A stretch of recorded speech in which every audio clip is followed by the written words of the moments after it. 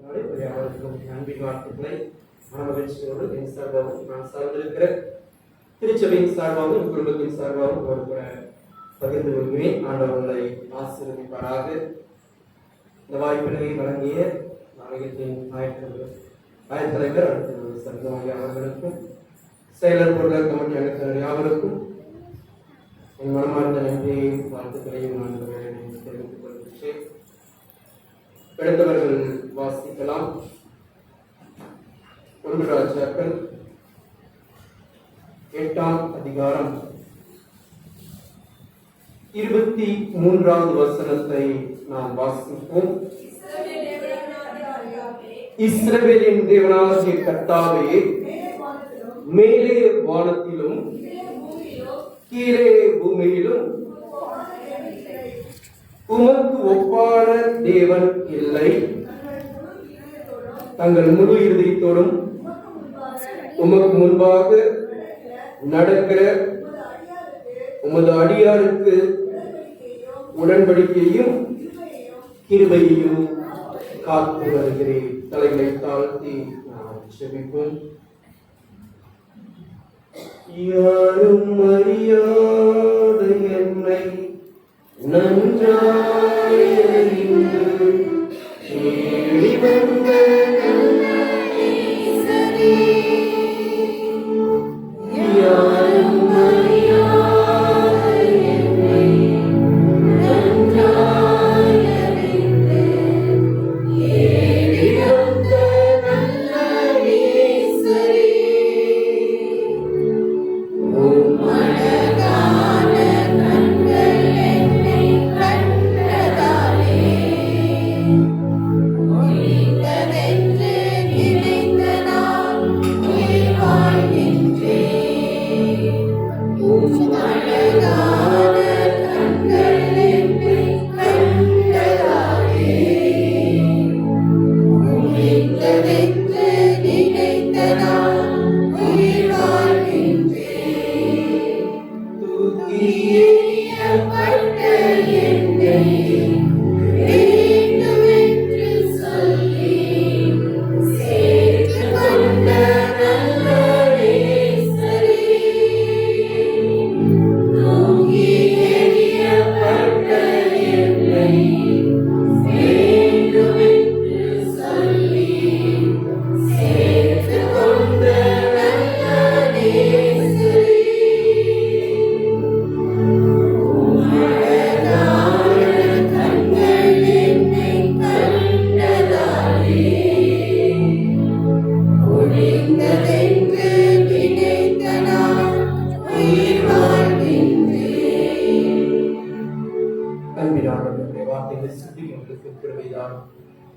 உடைய ஆற்றல் வாய்ந்த வார்த்தைகள் மத்தியிலே வெளியரங்கமாய் வெளிப்படும்படியாய், நீர் அருகிற வார்த்தைகளுடைய வாழ்க்கையை மாற்றி அமைக்கும்படியாய், எங்களுடைய உம்முடைய வார்த்தைகளுடைய வாழ்க்கையை மறுரூபப்படுத்தும்படியாய் உடைய பாதத்தை நோக்கி மனிதர் பேசுவதற்கு எங்களை விட்டுக் கொடுக்கிறோம். எங்களுடைய செவிகள், எங்களுடைய இருதயங்கள் நமக்கு நேராய் திருப்பப்படும்படியாய் அர்ப்பணிக்கிறோம். இயேசுவின் நாமத்தில் பிதாவே. எல்லாரும் சந்தோஷமா இருக்கிறீங்களா? நாம் ஏன் பண்டிகை கொண்டாடணும்?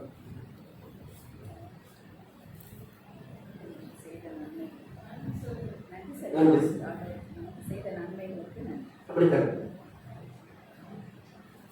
கிறிஸ்துமஸ் நம்ம எப்படி கொண்டாடுவோம்?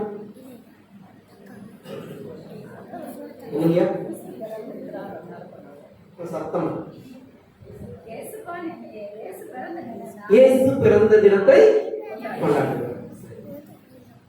ஈஸ்டர் கொண்டாடுகிறோம். உயிர் திறந்ததுக்காக கொண்டாடுகிறோம். அதெல்லாம் எப்படி கொண்டாடுகிறோம்? இப்ப இருக்கிற மாதிரி வந்திருக்கிறீங்க. எப்படி இருக்கீங்க? கிராண்டா அப்படித்தாங்க, மாற்றம் இல்லை. சரி, நம்ம பிறக்கிறப்ப ஞானஸ்தானம் எங்க எடுக்கிறோம்?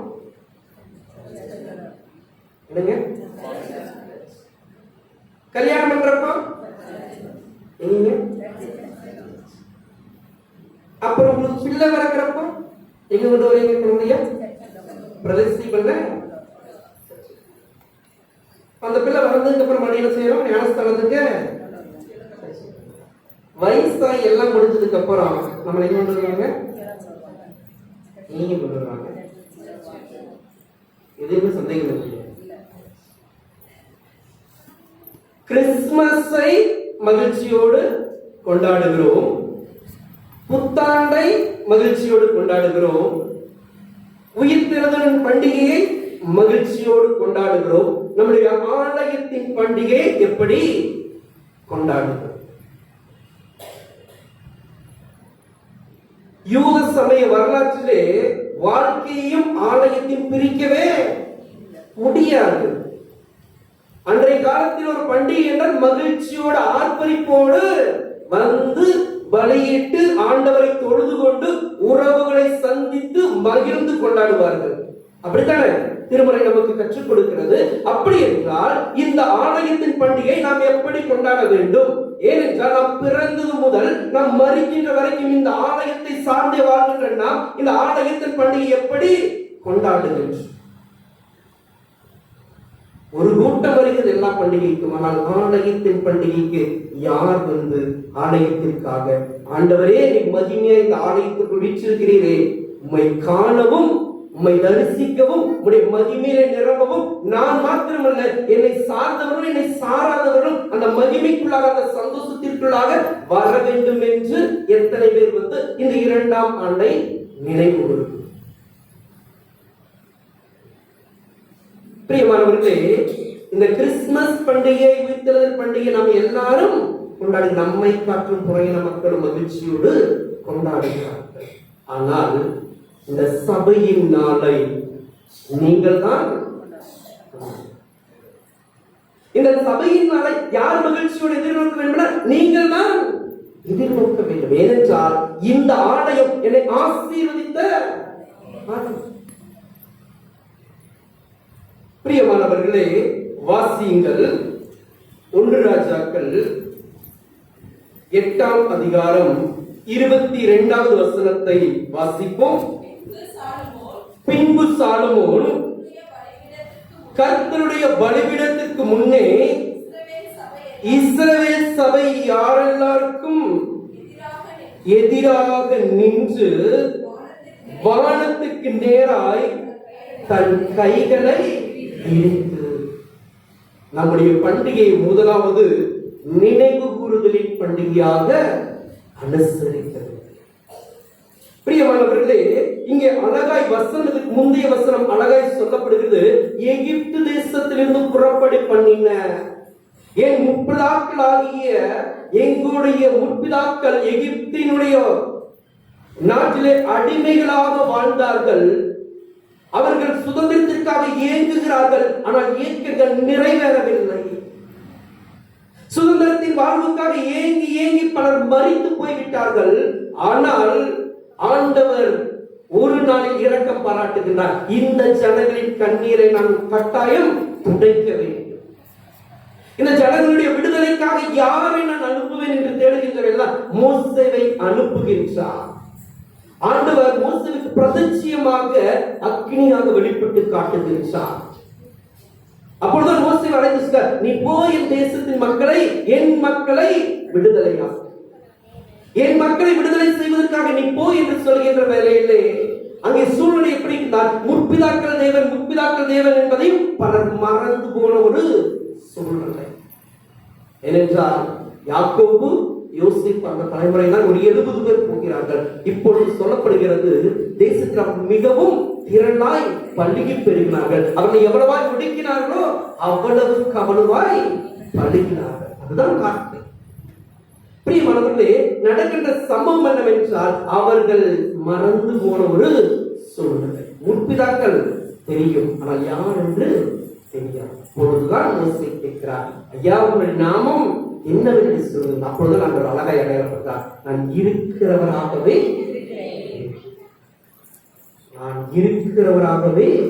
இருக்கிறேன்.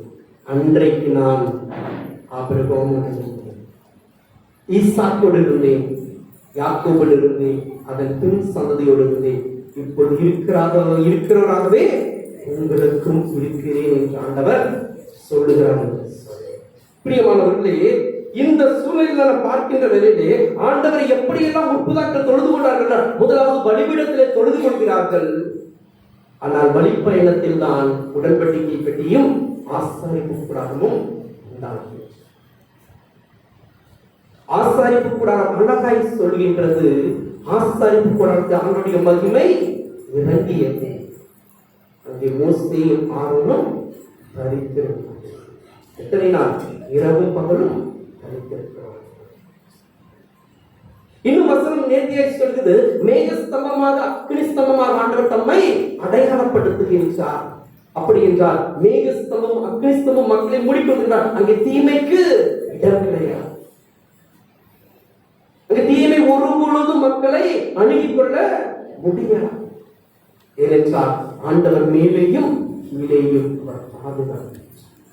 அப்படி என்ற வசனம் அழகை அவனை பலத்த கரங்களினாலே ஏங்குவேன் சுமப்பேன் என்று சொன்னார். வசனம் சொல்கின்றது, நான் மேலே மேகஸ்தம்பமாகவும் அக்னி ஸ்தம்பமாகவும் உங்களுக்கு இருக்கின்றேன். பகலோரையோ உங்களை ஒன்றும் சேதப்படுத்துவதில்லை. ஏனென்றால் நீங்கள் என் கரத்திற்குள்ளாக இருப்பீர்கள், நீங்கள் என் நிழலுக்குள்ளாக இருக்கிறீர்கள்.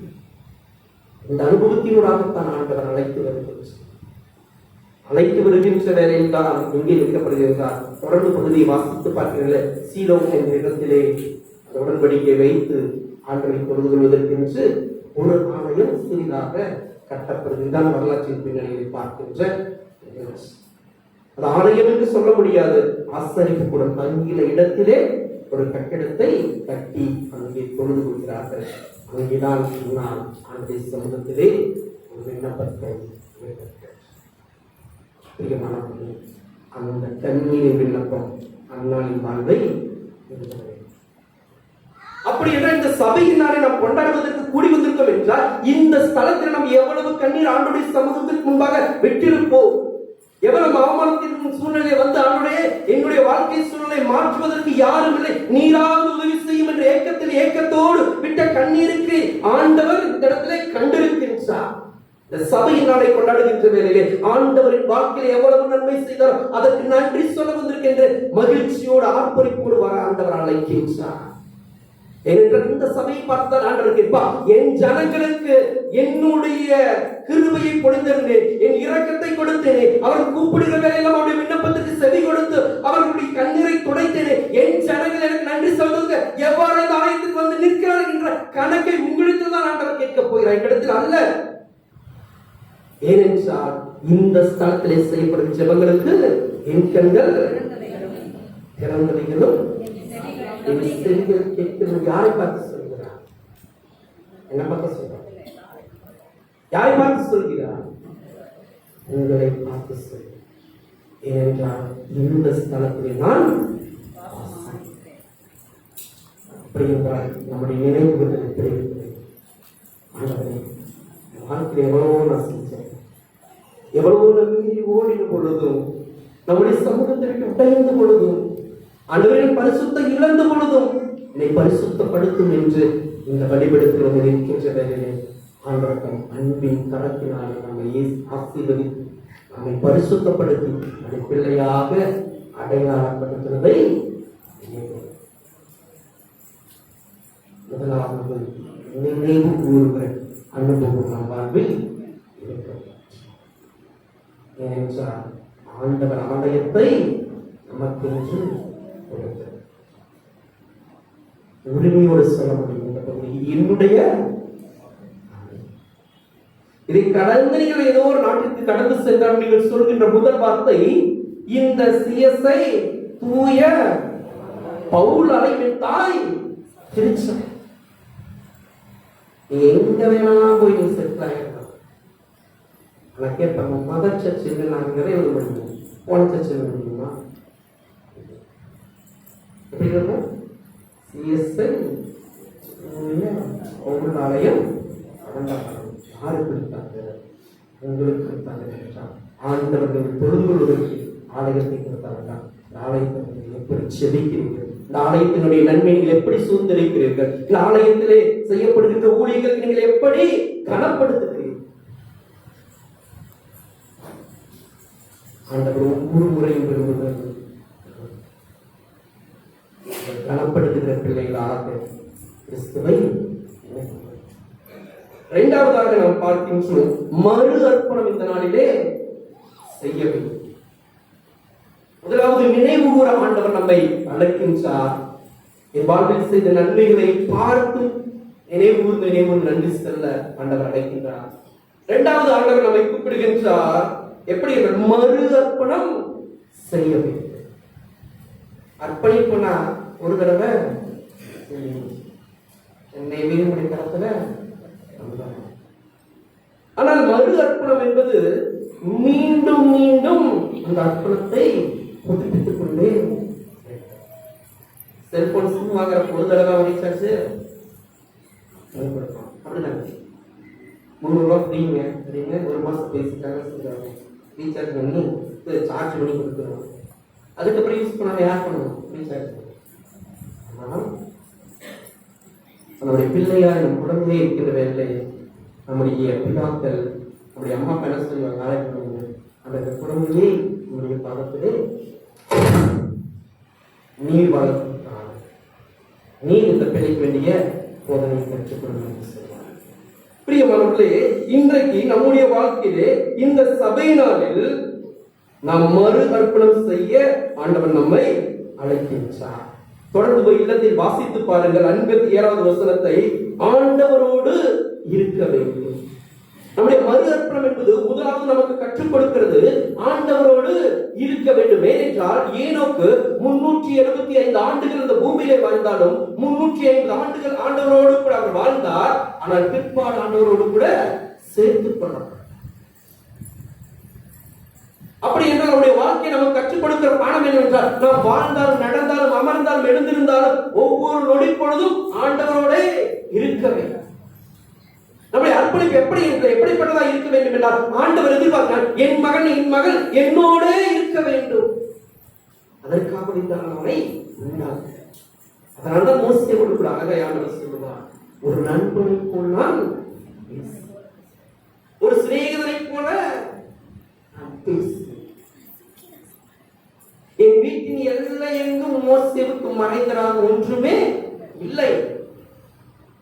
அப்படி என்றால் ஆண்டவருடைய திட்டத்தை முழுமையாக அறிந்த ஏனோக்கும் மோசே, அதே போல உங்களையும் என் பிள்ளை இந்த பூமியில் நான் நினைக்க வேண்டிய காரியத்தை அவர்கள் நிறைவு செய்வதற்காக என் தரிசனத்தை நிறைவு செய்கிற பிள்ளையாகவே இவர்கள் இருக்க வேண்டும் என்பதை ஆண்டவர் எதிர்பார்க்கிறார். இன்னும் மனமாய் கேட்கின்றார், இருதயத்தை அர்ப்பணிக்க வேண்டும். 61வது வசனத்தை இல்லத்தில் வாசிப்பார். கர்த்தருடைய வேதத்தில் இரவும் பகலும் தியானமாய் இருக்கிற மனுஷன் பாக்கியவான். இரவும் பகலும் வேதத்தில் தியானம் எப்படி வரும் என்றால், இருதயம் ஏங்கும். இந்த வேதத்தை வாசிப்பதற்கு என் இருதயம் ஏங்க வேண்டும். பொதுவாய் சொல்வார்கள், இருதயம் எங்கே இருக்கிறதோ அங்கேதான் நம்முடைய நினைவில் எல்லாமே. நம்முடைய இருதயம் வேதத்தின் மீது ஆசைக்கிறார். அப்பொழுதுதான் அவர் கற்றுக் கொடுக்கிற பிரமாணங்களையும் கட்டளைகளையும் நாம் கைப்பற்றிருந்து நடக்க இன்னும் ஆண்டவர் திருப்புவதற்காக மறுமாற்றம் செய்வதற்காக நம்மை தூண்டுகிறார். எப்படி செய்து தூண்டுகிறார் என்றால், நம்முடைய இருதயம் கர்த்தரின் மீது இருக்கின்ற நிலையிலே நம்மை கீழ்ப்படுத்துகிற மாம்சத்தினுடைய எல்லா காரியங்களையும் விளக்க. அதன் ஆழத்தில் தான் யோசிப்பாளராய் சொல்கிறார், நான் கர்த்தருக்கு முன்பாக இவ்வளவு பெரிய பாவத்தை செய்வது வார்த்தை எங்கே சொல்லுது? கர்த்தரின் மீது கொண்ட இரவும் பகலுமான அவன் அனுபவித்த பாடுகள், நிந்தைகள், அவமானங்கள், நிர்வாணப்படுத்தப்பட்ட சூழ்நிலைகள், கொல்லப்படுவதற்கு தள்ளப்பட்ட சூழ்நிலை மத்தியில் அவன் இருதயம் ஏங்கியது. ஐயா, இத்தனை பாடுகள் பட்டாலும் என் இருதயம் உண்மையே சார்ந்திருக்கிறது என்றால், அவன் வளர்ந்து நிற்கின்ற நிலையிலும் அந்த இருதயம் அவனுக்குள்ளாக எப்படி இருந்தால் கர்த்தரையே சார்ந்தபடியினாலே பாவம் செய்வதற்கு அழகான வாய்ப்புகள் வந்தாலும் தள்ள முடியல. அப்படி என்றால் இருதயம் எதன் மீது பாய்ச்சிருக்கிறார்? கர்த்தருடைய இன்னும் ஆழமாய் ஆண்டவர் சொல்லுகிறார். 59வது வசனத்தை வாசியுங்கள். 8:59. கர்த்தரே தேவன், வேறொருவரும் இல்லை என்பதை பூமியின் ஜனங்கள் எல்லாரும் நம்முடைய வாழ்க்கை யாரை வெளிப்படுது? நம்முடைய வாழ்க்கை யாரை நாம் யாரை வெளிப்படுத்துகிறது? இதுவரைக்கும் யாரை வெளிப்படுத்துகிறது?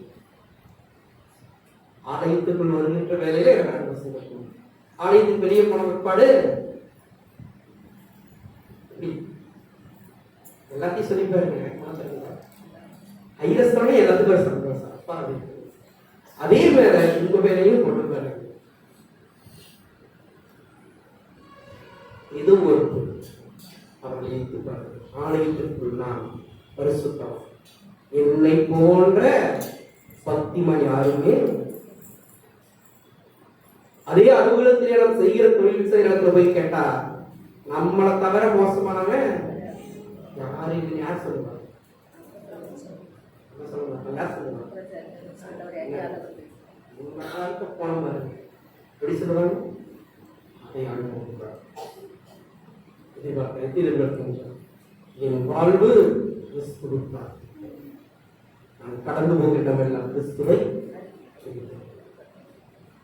அதனால சீடர்கள் அன்றைக்கு ஆண்டவரே அவங்க என்ன பின்பற்றிருந்தா என்னையா மக்களுக்கு நிறைவார்களே கிடைக்கும் ஒரே வார்த்தை. பிரியமானவர்களே, நம் யாவருக்கும் நன்கு தெரியும் வில்லியம் கேரி. இந்த வில்லியம் கேரியுடைய ஜெபத்திலே 2 வார்த்தைகள் எனக்கு மிகவும் பிடித்தமான வார்த்தை. அவர் வெளிநாட்டிலிருந்து வந்த உடனே பிள்ளை இழக்க கொடுக்கின்றார். மனைவியும் அவர்கள் பைத்தியம் என்று சொல்லக்கூடிய நிலைக்கு தள்ளப்பட்டு விட்டார்கள். அவர்களும் மறித்து போனார்கள். அடுத்த பிள்ளையும் மறித்து போயிற்று.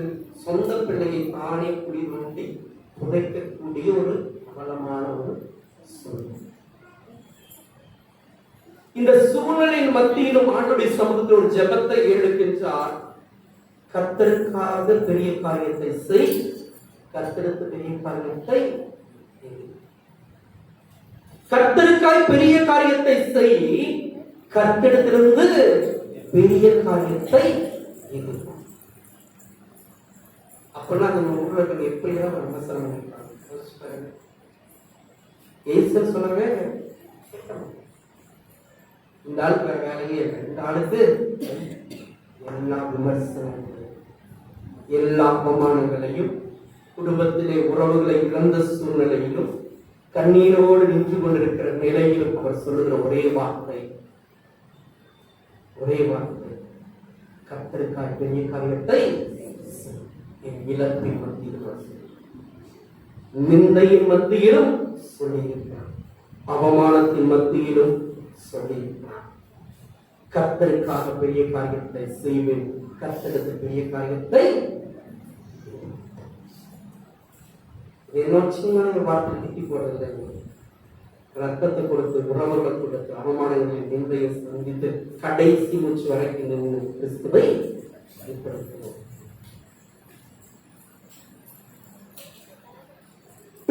நாம் வழிபடுகிற ஆண்டவர் சாதாரணமானவர் அல்ல. இஸ்ரவேலின் தேவனாகிய கர்த்தாவே, மேலே வானத்திலும் கீழே பூமியிலும் ஒப்பான தேவன் இல்லை. நான் வழிபடுகிற ஆண்டவர் ஏதோ ஒரு குறுகிய வட்டத்திற்குள் செயல்படுகிறவர் அல்ல. நாம் நினைத்து பார்க்காத அளவிற்கு அவர் மிகவும் பயங்கரமான. வசனம் அப்படித்தான் சொல்கிறது. கர்த்தரோ பயங்கரமான பராக்கிரமசாலியாய் என்னோடு.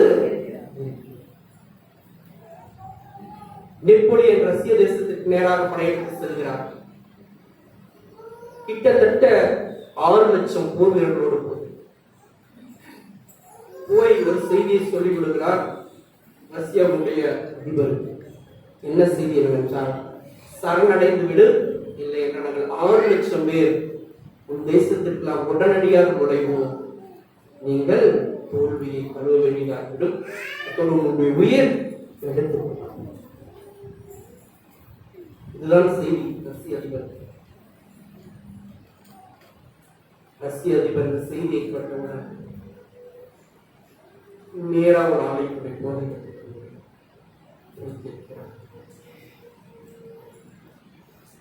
ஐயா நெப்போலியன் எதிரிட்டு வந்து விட்டான். 6,00,000 காலாட்படையோடு நின்று கொண்டிருக்கிறார், 6,00,000 படைவீரர்களோடு நின்று கொண்டிருக்கிறார். நாம் அவரை எதிர்த்து போரிடுவதற்கு ஆற்றல் இல்லை. என்ன செய்வது? நெப்போலியனுக்கு போய் சரணடைவதா? என்ன செய்வது?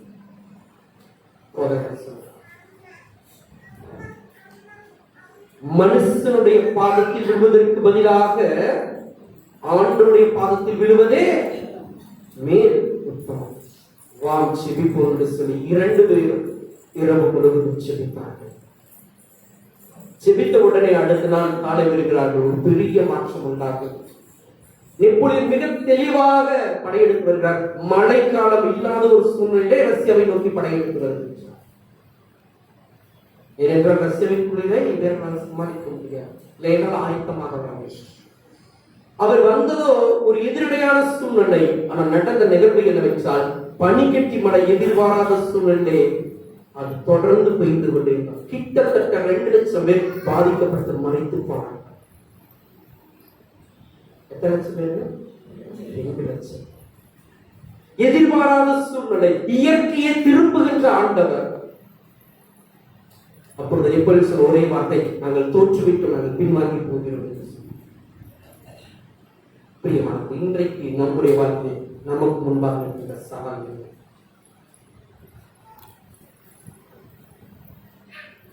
நமக்கு முன்பாக நிற்கின்ற சவால் என்ன?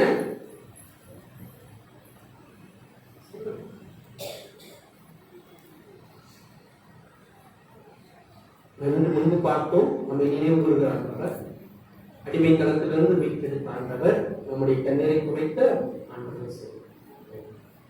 2வது பார்த்தோம், ஒரு 6,00,000 படையோடு வந்த ரஷ்யாவுக்கு எதிராக வந்த நெப்போலியனுக்கு எதிராக சொன்ன ஆண்டவர் செயல்பட்ட விதம் இயற்கையை திருப்பி. விசுவாசிக்கிறீங்களா? இப்பொழுது நமக்கு முன்பாக இருக்கின்ற சூழ்நிலையை ஆண்டவர் எப்படி தொடர்ந்து நீங்கள் 2 நாளாகவும் 7ஆம் அதிகாரத்தை வாசித்து பார்க்கிறது. நம்முடைய ஆலயம் தெரிந்து கொள்ளப்பட்ட நான் தெரிந்து கொண்ட ஆலயம் 7:12 சொல்கிறது. 7:13 சொல்கிறது, தேசத்துக்கு நன்மையை அருளுவேன் என்று சொல்லுகிறது. 15 சொல்லுகிறது, விண்ணப்பத்தை இந்த ஸ்தலத்திலே செய்யப்படுகிற ஜெபங்களுக்கு என் கண்கள் காண்கிறதும் என் செவிகள் கேட்கிறதுமா என்னமா கவனிக்கிறதுமா. அப்படி என்றால் நம்முடைய விண்ணப்பம், நம்முடைய கண்ணீர் யாரை நோக்கி சிந்துகிறது? எதற்காக சிந்தப்படுகிறது? இந்த சபையின் நாளிலே நாம் எப்படி வந்திருக்கிறோம் என்றால், ஆர்ப்பரிப்பின் சத்தத்தோடு வந்து ஆண்டவருக்கு நன்றி செலுத்துவோம். ஏனென்றால் என் ஜனங்கள் தன்னை, என் ஜனங்கள் எனக்கு நன்றி செலுத்துகிற வேலையை நான் மகிமையாய் வெளிப்படுவேன். பிரியமானவர்களே, காற்றையும் கடலையும் அகற்றுகிற ஆண்டவர், நமக்காக சூழ்நிலையை மாற்றி அமைக்கிற ஆண்டவர், நமக்காக ராஜாவை தள்ளி ராஜ்யங்களை ஏற்படுத்துகிற ஆண்டவர் நம்மோடு இருக்கின்ற வேலை, நமக்கு முன்பாக இருக்கின்ற சவால்களையும் மேற்கொள்வதற்கு ஆண்டவர் சர்வ வல்லமை படைத்தவராக இருக்கின்றார். ஆனால் நாம் ஒன்று சேர்ந்து ஒருமனப்பட்டவர்களாக ஆண்டவருடைய சமூகத்தில் அமர்ந்து கர்த்தாவே எங்களுடைய தேசத்திற்காகவும் எங்களுடைய திருச்சபைக்கு ஒரு மாற்றத்தை உண்டாக்கும் என்று கண்ணீரோடு புலங்களோடும் எப்பொழுதும் நிற்கிறோமோ அப்பொழுது நீங்கள் அறியாத நேரத்தில் நீங்கள் எண்ணி பார்க்காத சூழ்நிலை மாற்றங்களை உருவாக்க ஆண்டவர் உங்களோடு கூட இருக்கிறார் என்பதை விசுவாசத்தை ஆண்டவருடைய சமூகத்தை ஜெபங்களை ஏற்படுத்துகின்ற வேலை கர்த்தருடைய வாழ்க்கை பெரிய காரியத்தை செய்வார். அப்பொழுது நீங்கள் சொல்வீர்கள், ஆண்டவருடைய சமூகத்தில் நான் ஒன்றை வேண்டினேன், ஆண்டவரே எங்களுடைய வாழ்க்கையை மேன்மை பாராட்டினார், அவரின் விண்ணப்பத்தின் செவிகளுக்கு செவி கொடுத்து என் விண்ணப்பத்தின் சத்தத்திற்கு கேட்டு விடுதலை கொடுத்து நாங்கள் எதிர்பாராத முடிவை எங்களுக்கு கொடுத்தார் என்று அல்லேலூயா என்று நீங்கள் ஆர்ப்பரிப்பீர்கள். இந்த சத்தத்தை கேட்டு ஆமென் என்று சொல்வதற்கு நம் இருதயம் இன்னும் கர்த்தருடைய சத்தம் வருகின்ற வேளையில் எந்த ஒரு மனுஷன் ஆமென் என்று சொல்லி தன் இருதயத்தை திறந்து கொடுக்கிறானோ அவனுக்குள் கர்த்தருடைய வார்த்தை கட்டாயம் கிரியை செய்யும். ஏனென்றால் கர்த்தருடைய வார்த்தை அனுப்பப்பட்ட நோக்கத்தை நிறைவு செய்யாமல் திரும்புவது இல்லை. அதுதான் வார்த்தை.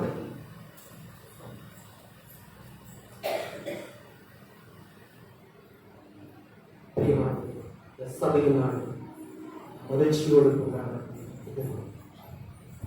நினைவுகளோடு கொண்டாட, மகிழ்வின் ஆர்ப்பரிப்போடு கொண்டாட எதிர்பார்க்கிறார். இருதயத்தை அர்ப்பணிக்க எதிர்பார்க்கிறார். பரிசுத்தத்தோடு கொண்டாட எதிர்பார்க்கிறார். நம்மை அர்ப்பணிக்கிறோம், நம்ம அனைத்தும் தலைகளை தாழ்ந்து ஒரு விஷயம் அந்த நீ இடைவெளி சொல்ல ஒரே ஒரு விஷயம், இந்த நாளில் எங்களோடு இடைவெளி,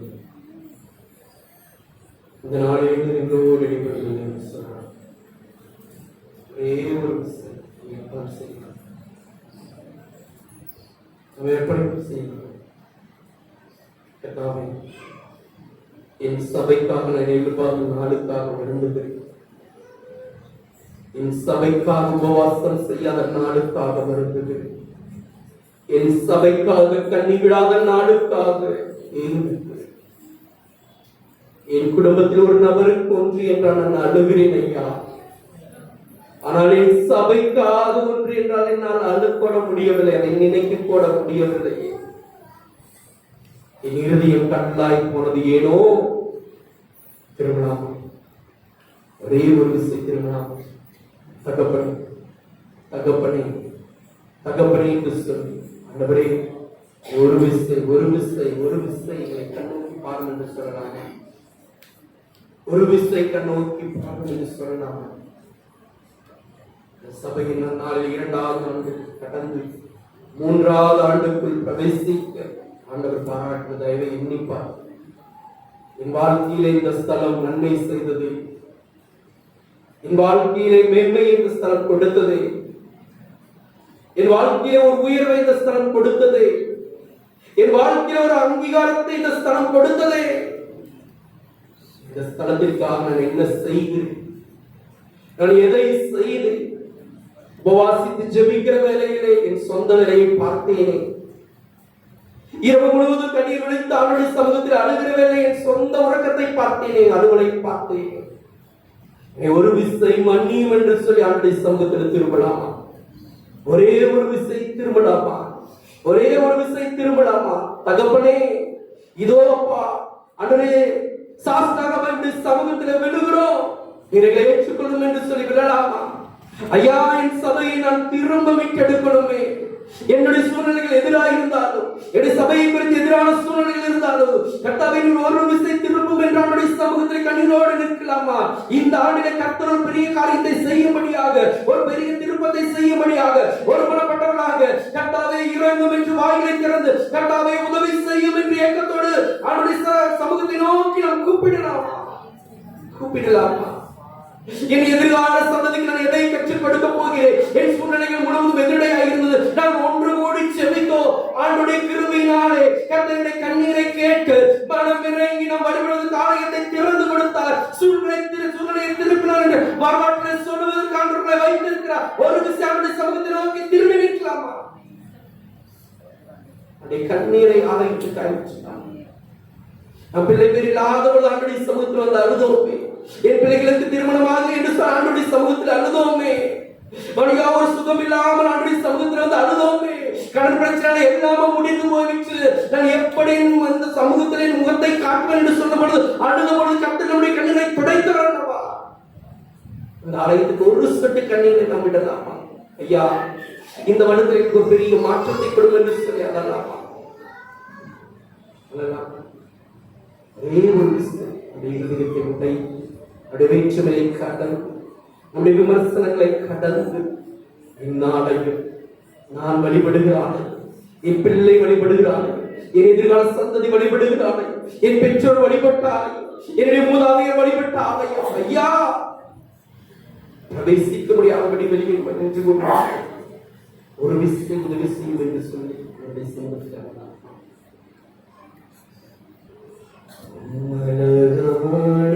கண்கள் என்னை கண்டதாலே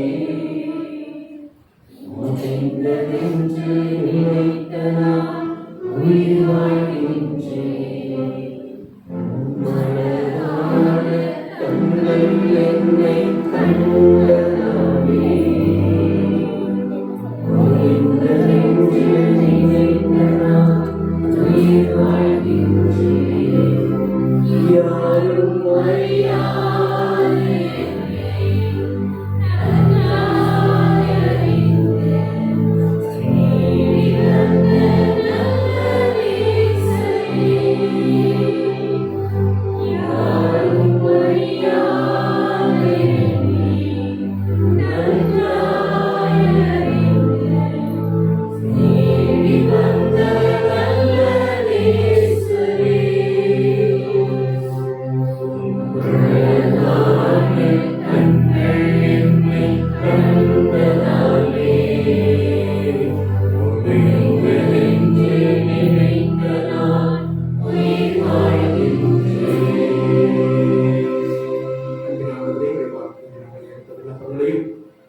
கண்ணீர்களையும் கண்டு கர்த்தர் ஆண்டிலே செய்யப்படுகிற அதிசயம் நடந்ததற்காக நம்முடைய ஆலயத்தை நினைவு கூறவும் மறுபலம் செய்யவும் உடைய சமூகத்திலிருந்து ஆசீர்வாதங்களை பெற்றுக்கொள்ளவும் உங்களை தாழ்த்துடைய கண்களுக்குள்ளாக அர்ப்பணிக்கிறோம்.